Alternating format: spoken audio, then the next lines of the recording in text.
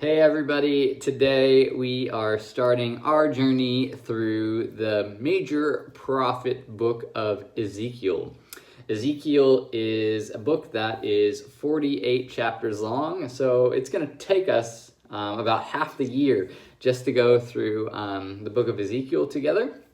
Ezekiel is a really difficult book to read, and apparently there was a rule for young rabbis back in the day that they weren't even allowed to pick up and study Ezekiel until they were 30 years of age, because it's so symbolic and has such graphic language as well, that they thought you need to be a mature adult to be able to wrestle with this. So we're going to try to do it in the next couple of months together.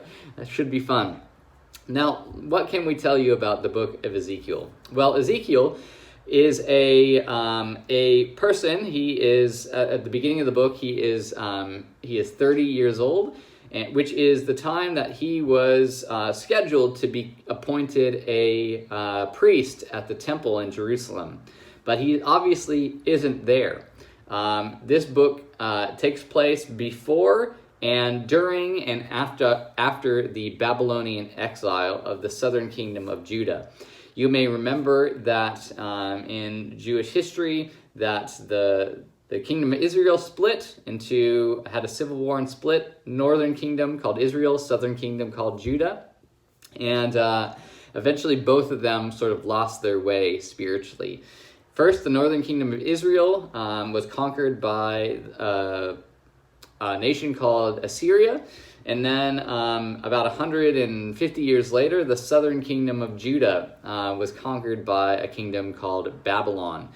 And the biblical writers basically say that these events happened due to God's judgment, that the people had by and large abandoned their love for Yahweh by worshiping other gods, which then led to rampant social injustice and people just treating each other very, very poorly and taking advantage of one another. And so this book happens during kind of the first wave that happens as the kingdom of Judah, the southern kingdom of Judah, is at war with Babylon. And Babylon comes in and they sort of conquer parts of Judah, and eventually they take a first gathering of prisoners away to Babylon in exile. And Ezekiel is one of those people. He was someone who was supposed to be a priest, but now he finds himself in exile along with other exiles, and he's wondering why is this happening? And how did we get ourselves into this position, and where is God? Now, Ezekiel has four kind of main themes that run through the book. The first one is the sovereignty and glory of God. That is, despite what is happening, God is in control, and God is on about his own mission. God is going to do what he is going to do. And the story revolves around how, everything is under God's ultimate control and in going according to his design. So that's point number one. Point number two is Ezekiel emphasizes the utter sinfulness of humans, particularly in the judgment of Israel and Judah and them turning away from God and mistreating one another. But all of humanity has actually turned away from God, and it's been like this since the very beginning. And so those two themes work together. God is sovereign, but ultimately humans are not. They are limited, broken, and full of sin, which leads to point number three, which is the inescapable coming of God's judgment. That when you continually reject God and mistreat others, the end for you is God's judgment. And we see that take place in stages throughout the book of Ezekiel, as the kingdom of Judah is about to be conquered once and for all. But then, and then ultimately other nations see that happening as well. But this leads to the fourth and final point, which is this, that despite human sinfulness and the consequence for that sinfulness being God's judgment, God is going to restore all things once and for all. That the king, God himself, is going to return. And it's a promise of God's compassion and mercy, that even despite human brokenness, he's not going to let people go. So that's kind of the main themes of the book of Ezekiel. And today we're reading just the first 3 chapters, which are very strange.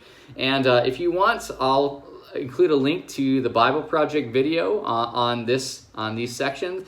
But it starts with Ezekiel sitting next to a river in Babylon, wondering why all this happens. And he receives a vision from God about this vision full of these crazy winged creatures with many faces. And then there's these wheels that are attached to these creatures. And then on top of this is a platform where there is this kind of godlike person, this glory radiating out of the throne.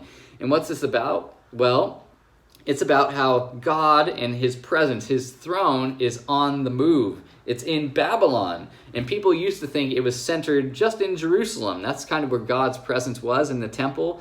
But now Ezekiel is in Babylon. He's at the lowest of low, wondering what's going on, and he has this vision of God being on the move. God's chariot is on the move, and that God is sovereign over all things, even these things that are happening. And then the vision goes on to describe how God is doing this because the people have rebelled. Jerusalem has not listened, and they've faced some level of judgment, but ultimately some more judgment is going to happen. And so Ezekiel is sent to proclaim this message. And so those are the opening chapters of Ezekiel. We'll dig more into this book over the next couple months.